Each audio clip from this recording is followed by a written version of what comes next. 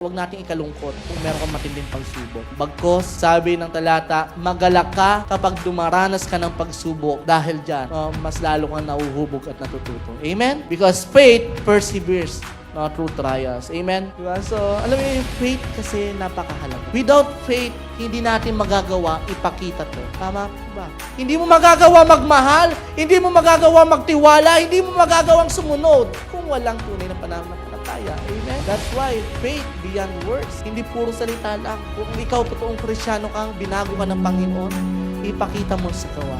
Faith does not focus on the size of the problem, but on the greatness of God. If you believe that God, that we have a great and big God, because of your faith, hindi mo nagagawa mag-focus doon sa worries. Hindi mo ginagawang mag-focus doon sa mga malalaking problema mo. Ang ginagawa mo, nagpo-focus ka na ang Diyos ay kaya ang tugunan at kaya ang tulungan sa mga bagay na pangangailangan mo.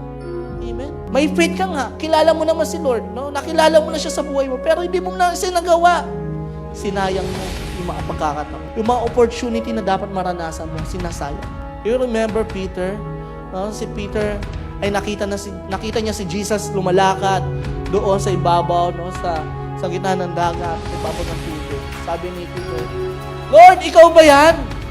Lord, ang galing mo. Pwede mo bang ipasubok sa akin yan, ipatry sa akin na maranasan ko yan, lumakad sa ibabaw ng tubig? Sabi ni Jesus, come on, Peter, lumapit ka. Alam niyo, si Peter, meron siyang pananampalataya dahil sinabi ni Lord, gagawin niya. Ginawa niya, humakbang siya. No? Umalis siya doon sa bangka na sinasakyan niya, humakbang siya. At pag ilang akbang niya, bigla naman humangin na napakalakas. Nung humangin napakalakas, no, parang nagdalawang isip si Peter, Lord, kaya ko ba? At doon, unti-unti siyang lumubog. Pero kinuha naman siya ulit ni Lord. Anong ibig sabihin nun?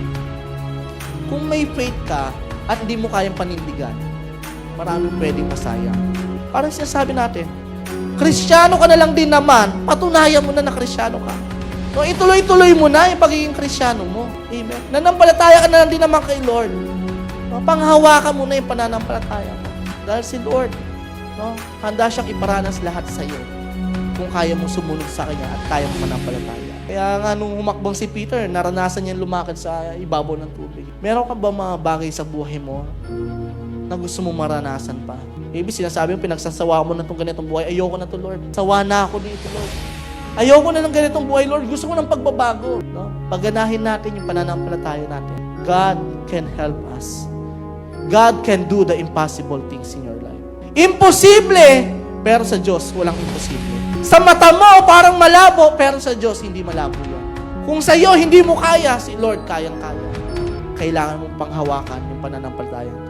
Because faith beyond words. Hindi lang puro salita, no? Dahil ang faith hindi lang puro positive thinking. It must proven by the word of God, no? Kailangan po ito patunayan natin. Wag ka lang magsabi na meron ng pananampalataya kay Lord pero hindi mo naman ginagawa. Let's continue to strengthen our faith. Amen. What you have right now, what faith do you have right now? No? Hayaan mo na i-mold pa ng Panginoon. Amen. Hayaan mo i-purify pa ni Lord yung faith na meron ka. Amen. And I tell you, God has prepared something for you. Amen.